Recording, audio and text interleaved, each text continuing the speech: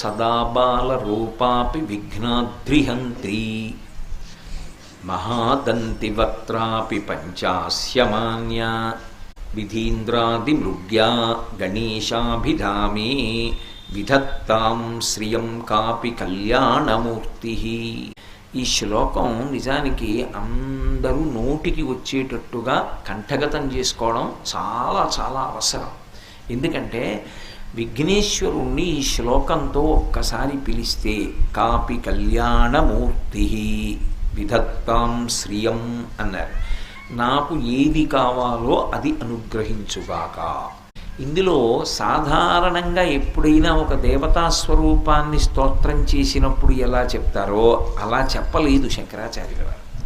ఎప్పుడైనా ఒక దేవతని స్తోత్రం చేశామనుకోండి, సాధారణంగా ఎలా ఉంటుందంటే ఆయన ఎలాంటి బట్ట కట్టుకుంటాడు, ఆయనకి ఎన్ని చేతులు ఉంటాయి, చేతుల్లో ఆయుధాలు ఎలా ఉంటాయి,